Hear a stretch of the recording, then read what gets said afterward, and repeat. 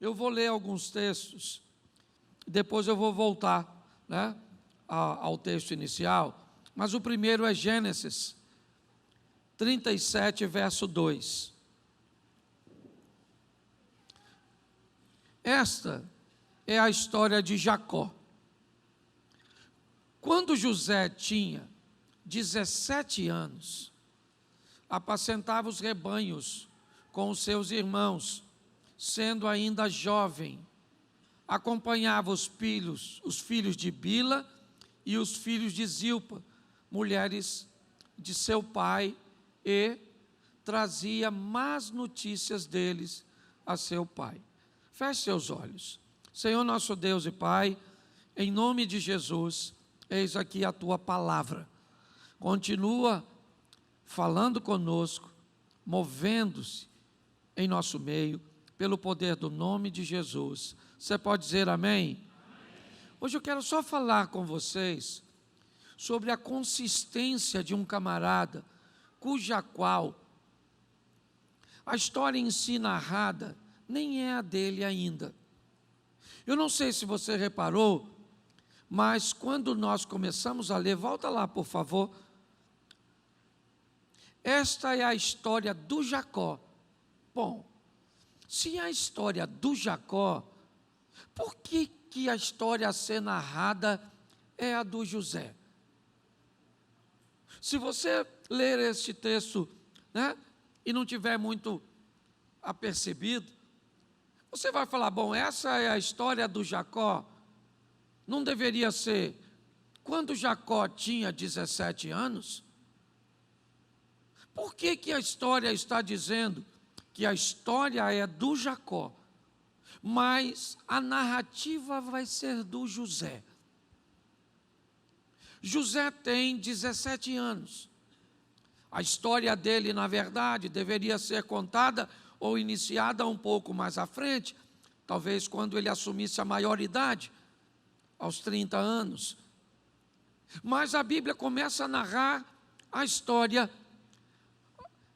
de José entrelaçada à história de seu pai.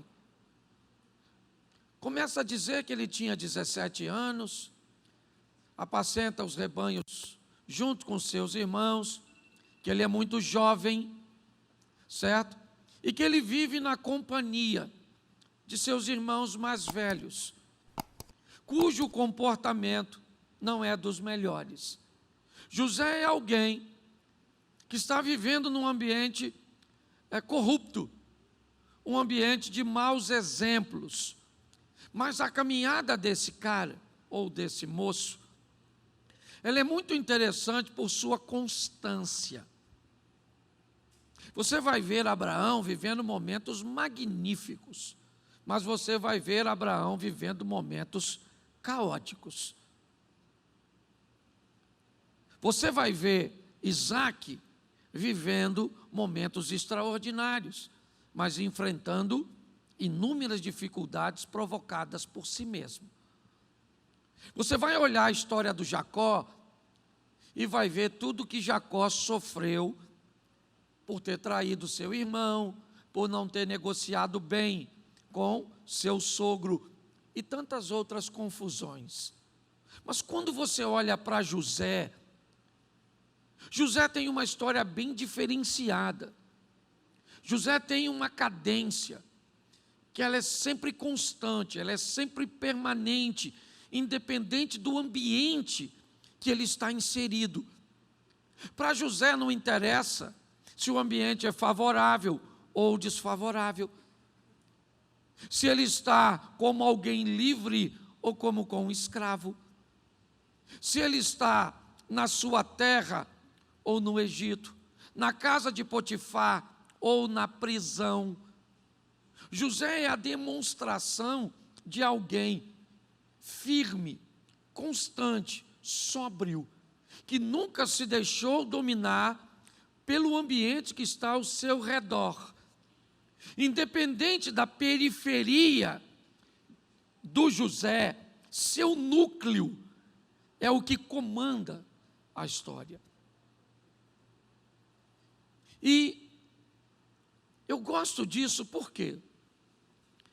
Ao longo da minha caminhada, quando eu comecei, né, o meu ministério, logo depois eu consegui os recursos com algumas coisas para comprar um pedacinho de terra, que tinha muita coisa para fazer, pois quase nada dava para aproveitar.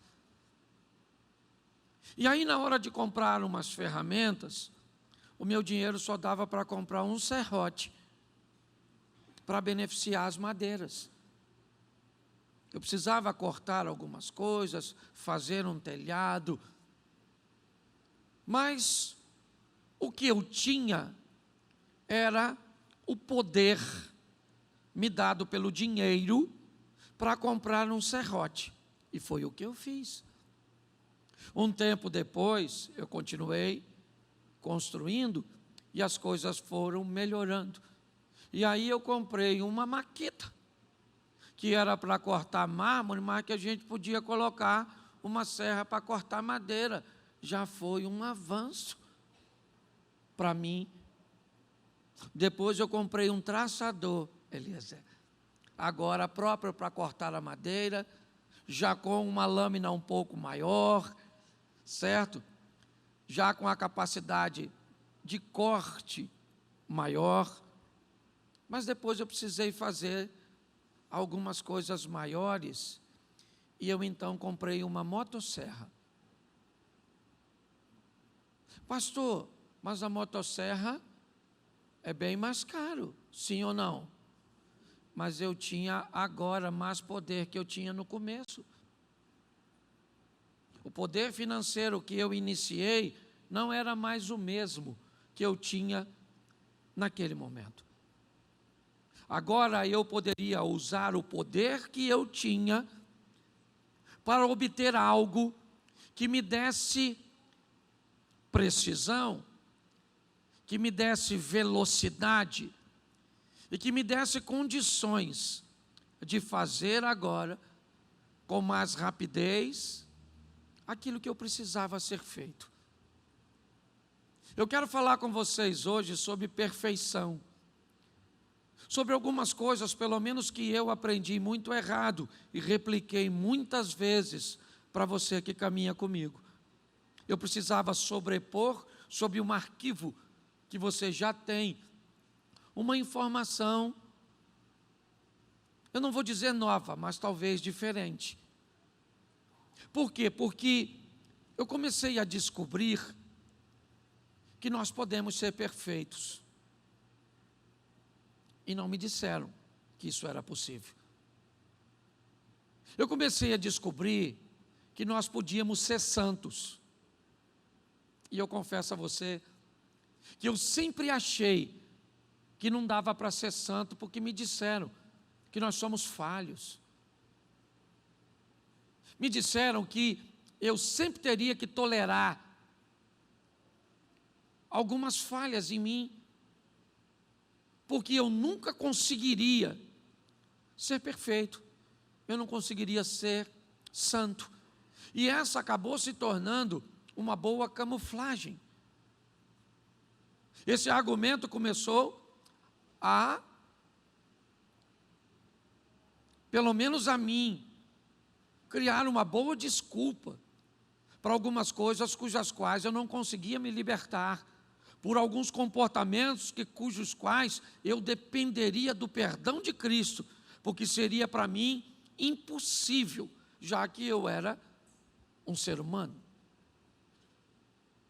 Então eu quero que você jogue isso por terra, porque eu vou te mostrar hoje que você foi liberto e que você pode ser santo, que você foi liberto e que você pode ser perfeito. Por quê? Porque a Bíblia diz que pode. Se você quiser continuar depois de hoje, escondendo-se atrás de sua humanidade, o que eu vou lhe dizer é simplesmente que você ainda não acessou o poder. É só isso. Você está sem recursos. Falta recursos para você. Talvez você ainda seja alguém do serrote, que tem muita dificuldade realmente, e tem levado muito tempo. Talvez você já evoluiu um pouco, né? Por uma serra elétrica, por uma serra mais habilitada. Mas tudo isso é simplesmente uma questão de poder. Se você está com dificuldade, é porque lhe falta poder. É importante que você entenda isso. Você não consegue se libertar de algo que a Bíblia diz que você pode se libertar. O que falta para você? Poder. Se você acessar o poder, você pode se libertar disso. Esse poder, você não precisa ter grana. Para esse poder, para acessar esse poder, o que você precisa é de intimidade. É estar o mais próximo possível de Deus. Eu vou te mostrar isso em 3 versículos e vou voltar ao Gênesis. Coloca para mim, por favor, João capítulo 8, verso 11.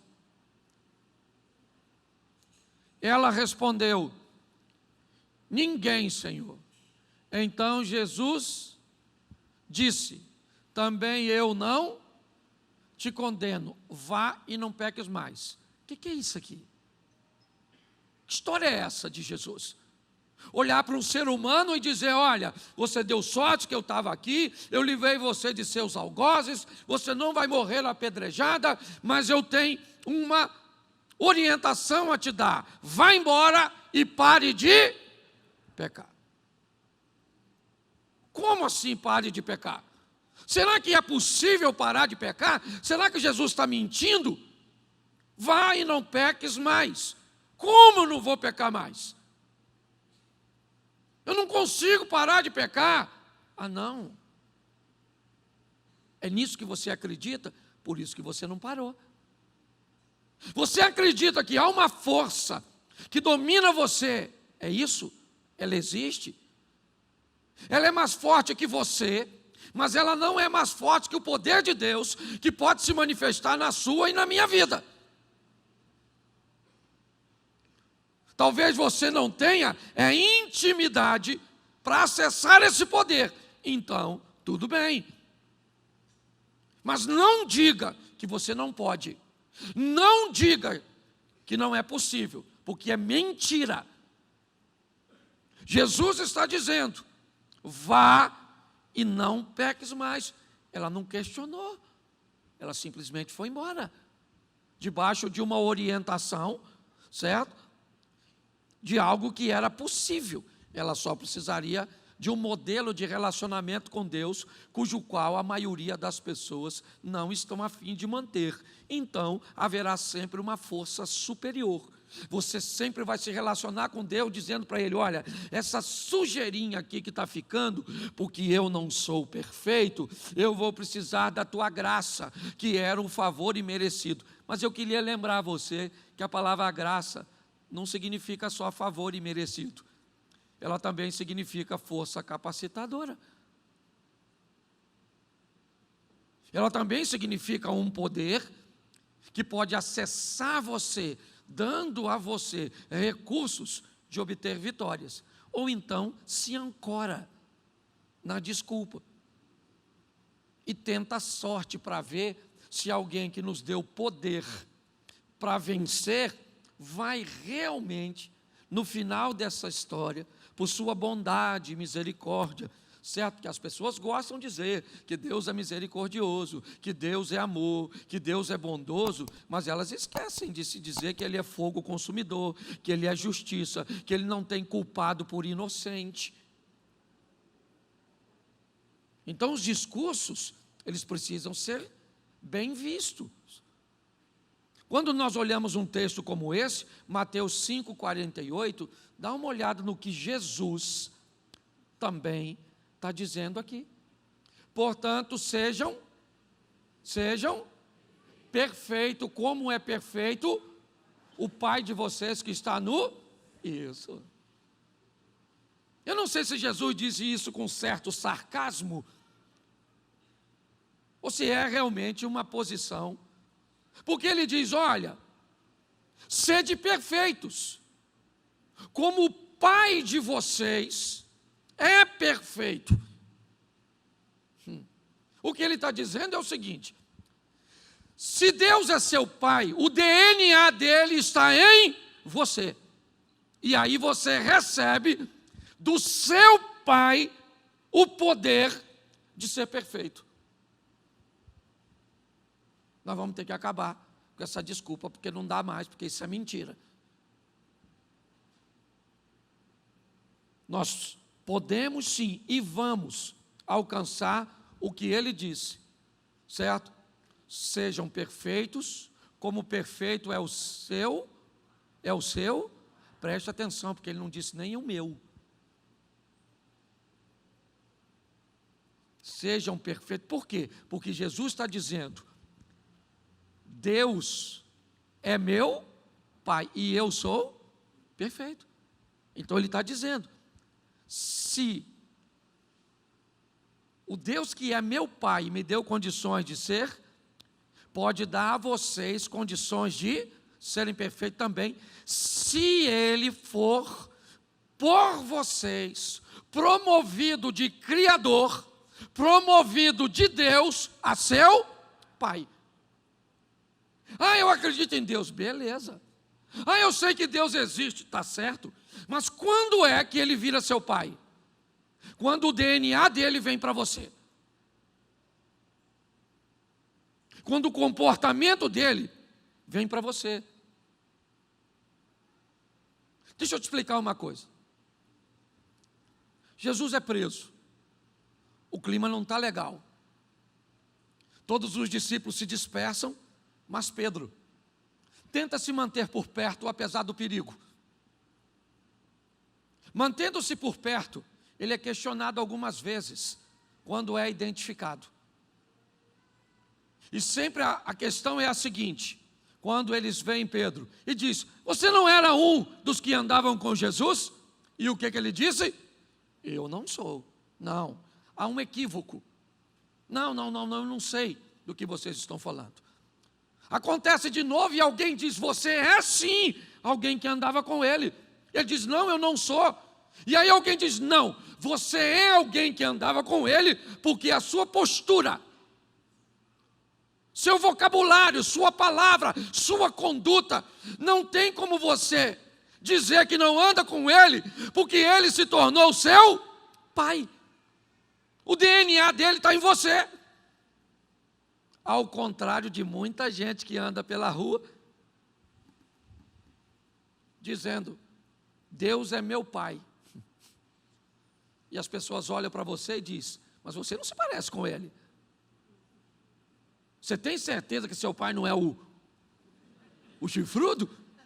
Porque no seu comportamento, no seu vocabulário, na sua conduta, a sua semelhança, olha só. Quando olhamos para isso, nós descobrimos um cara bem interessante. 1 Coríntios capítulo 11, verso 1. Sejam meus imitadores, como também eu sou imitador. Preste atenção. O apóstolo Paulo diz para as pessoas o seguinte, Jesus morreu, sim ou não? E vocês não vão vê-lo mais. Mas, faça o seguinte, olha para mim, olha a minha vida.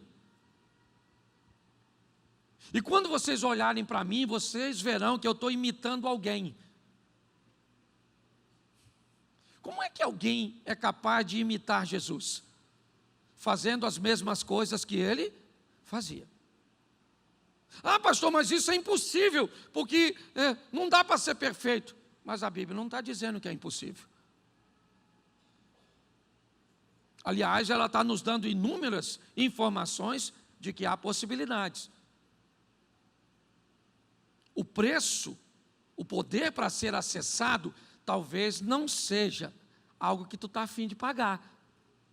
Eu até entendo isso.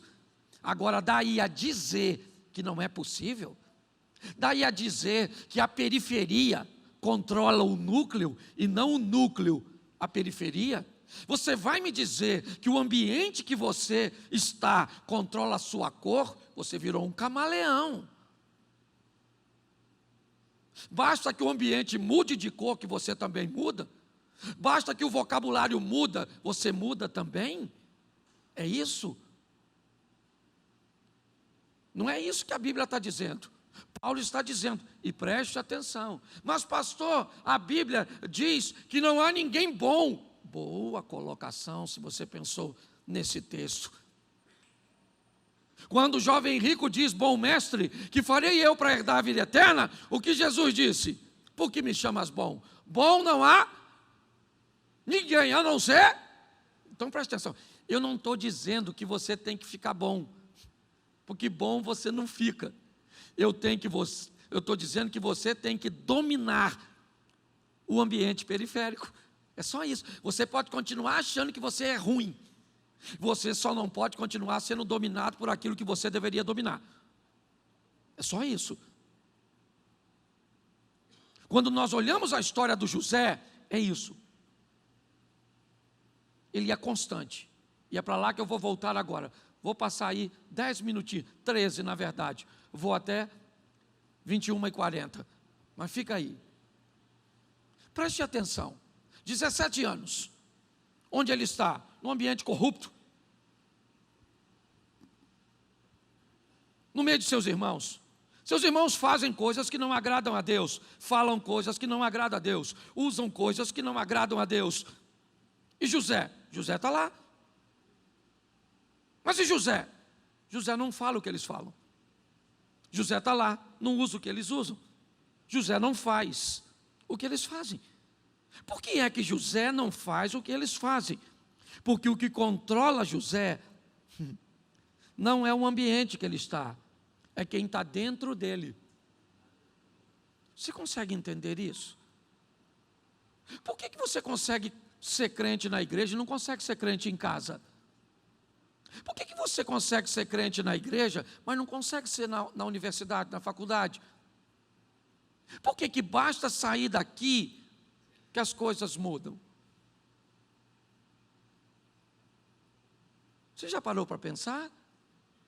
Me parece que a grande dinâmica da história é o seguinte: você é um peixinho que vive nesse aquário, mas você veio para a igreja, e aí nós descobrimos que o seu comportamento não estava legal, que você estava doentinho, e nós pegamos você então e movemos você deste aquário para este aquário.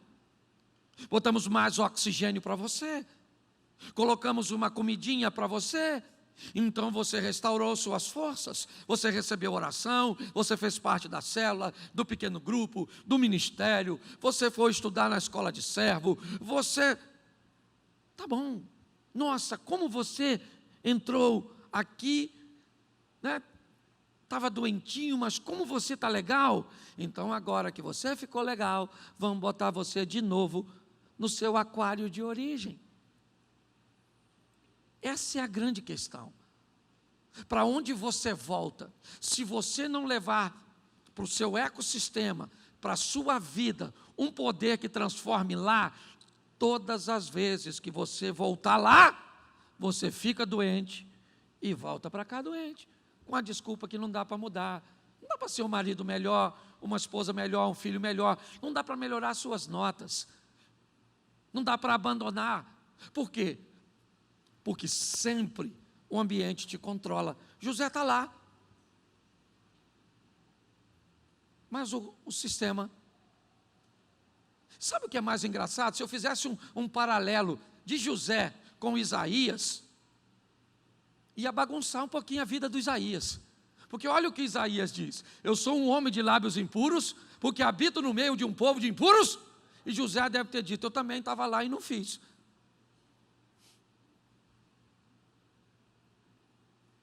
Eu também estava lá. Porque algo me controlava. E não era um ambiente onde eu estava, era o Deus que estava dentro de mim.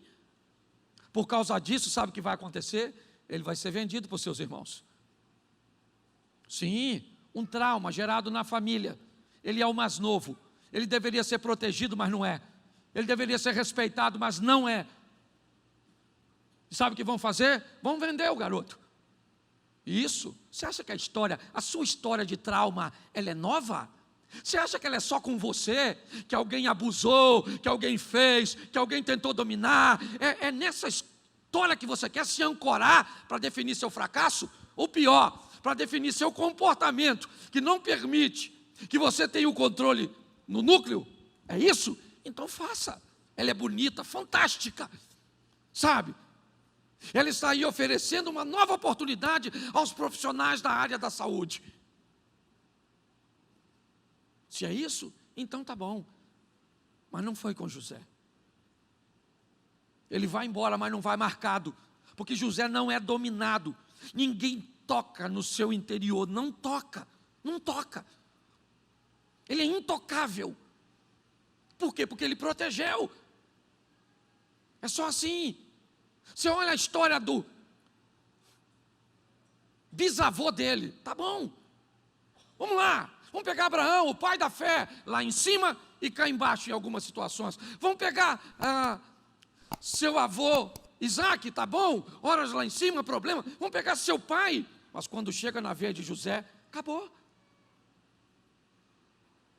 José é alguém que quebrou o padrão. Ele olhou e disse, não é, comigo vai ser de ver. Gente, acabou. Ele vai para o Egito? Vai. E agora o que ele faz?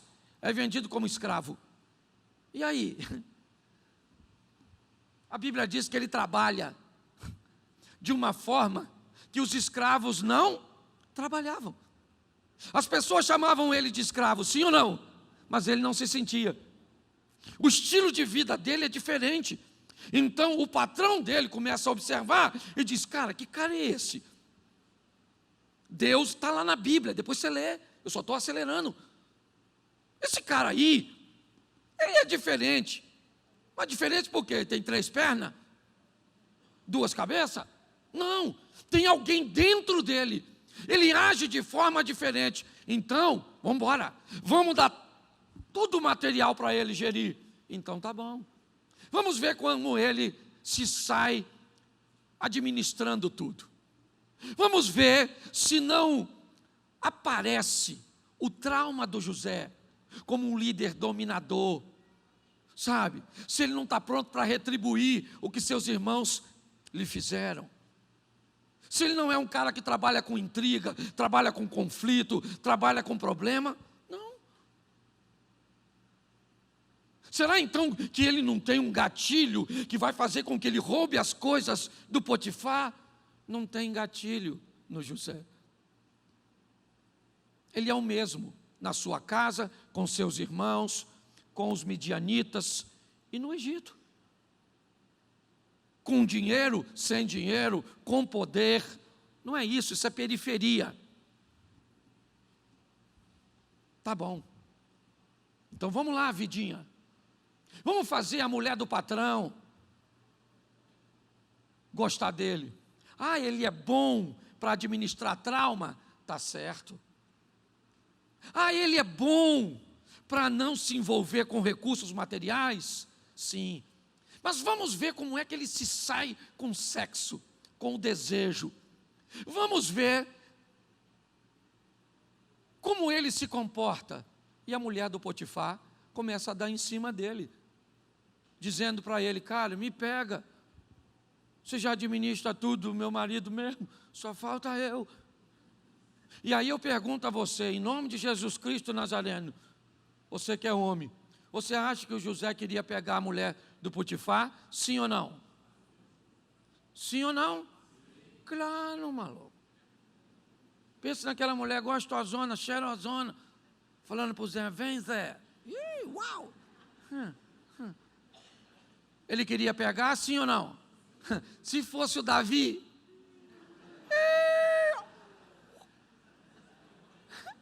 só estou falando de homem de Deus.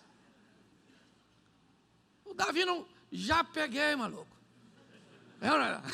Se ele pegou a Batseba que não deu mole, imagine a outra que estava falando, vem. Mas o Zé não, o Zé falou, não vou pegar essa maluca não, hein. Caraca, mas eu estou com a vontade danada de pegar essa maluca. Meu Deus, que maluca gostosa. Rapaz, o Jesus, Jesus não, que Jesus estava lá não. Então nós estamos no Velho Testamento, não é? Mas ele pegou, por quê? Que era frouxo. Gostava de mulher não. Ele não pegou porque ele controlava o negócio. Ele falou, não vou pegar, está maluco. Não pega, Zé, não pega. E aquela voz falando, pega, Zé, pega. E ele falando, não pego, não pego, não pego. Uma mulher rejeitada, meu irmão, pensa. Arrumou um plano, acusou o Zé de maníaco do Egito. Pegou a capa dele e saiu gritando, tarado, tarado, tarado. E aí chegou o Boitifar chegou, o marido, e falou, o que está acontecendo? Ela falou, o quê? Esse aí, o Zé, tentou me violar. O Zé falou, peguei não. Ai, nossa. Mandaram o Zé para a prisão, sim ou não? Pô, é desgraça demais para um Zé só. Na metade desse percurso você já tinha desviado. E o Zé não, o Zé está lá, foi para a prisão, sim ou não? Isso. E na prisão? Na prisão ele está na prisão, acabou. A prisão comanda o José ou ele virou chefe do Comando Vermelho do Egito? Não, o ambiente ele não transforma o José. Se tem um cara para mim no Velho Testamento que mantém uma constância, não estou falando que ele é o único homem de Deus, não. Eu estou falando a nível de constância, de mostrar que é possível. Estou na família, eu sou crente, certo? Me traíram, eu sou crente. Eu estou com grana, eu sou crente. Estão me tentando sexualmente, eu sou crente. Eu sou crente, pronto. Deus está dentro de mim. Sabe o que aconteceu? Agora nós vamos ver se ele vira o governador do... Aí é muito poder, meu filho.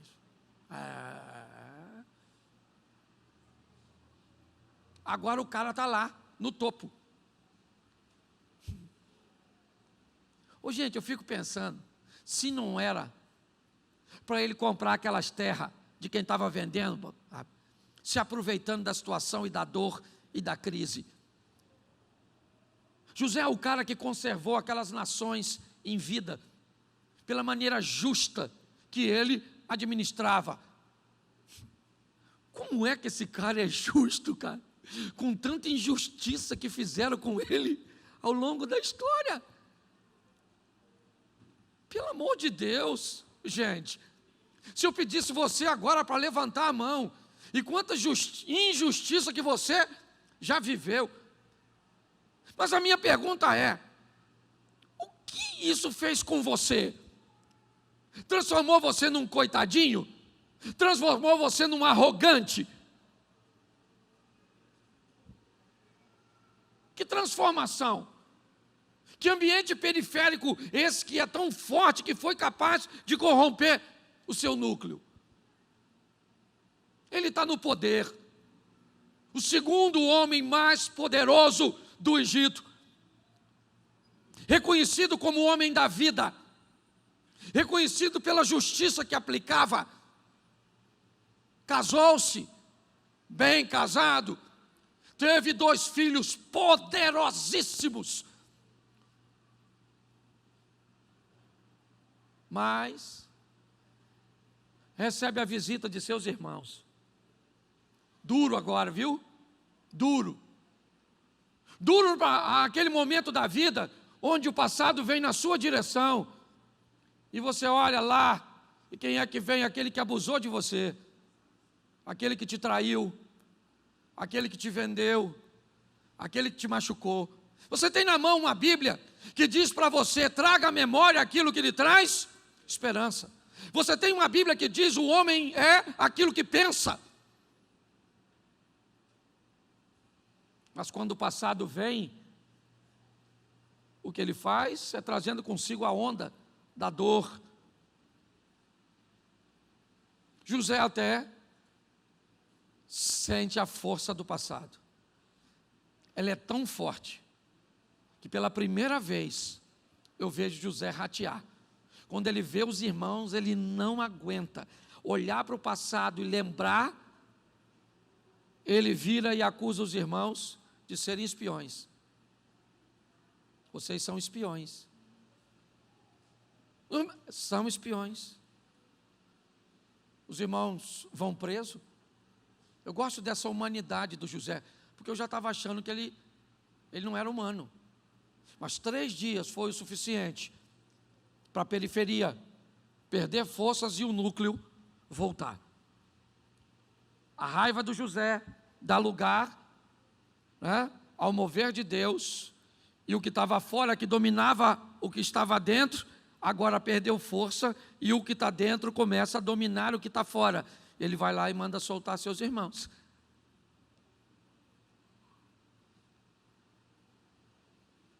E aí ele vai conversar com os irmãos, depois você lê, está tudo no Gênesis.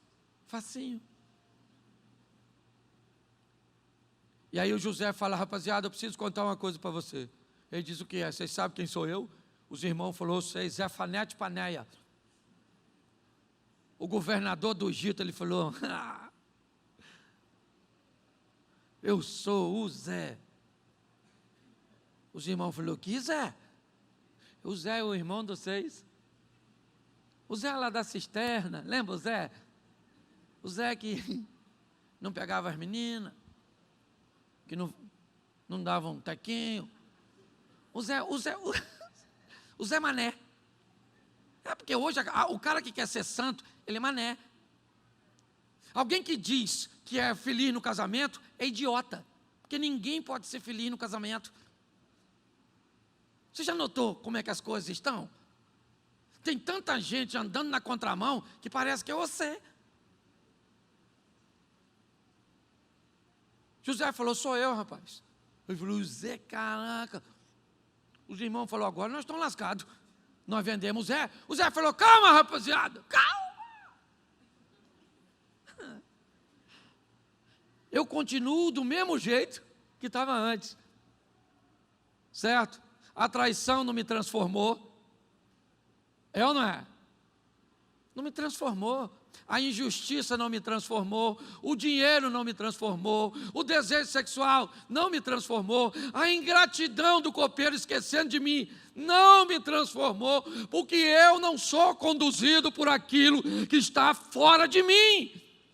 Eu botei alguém aqui dentro que botou uma placa.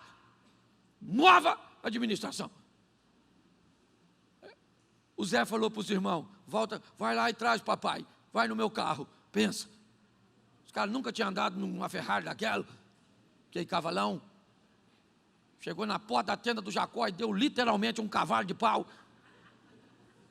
E o Jacó falou, o que foi? Ele falou, o que foi? Falei, presta atenção. Vou contar um negócio para o senhor sério. Lembra do Zé? Eu imagino o Jacó.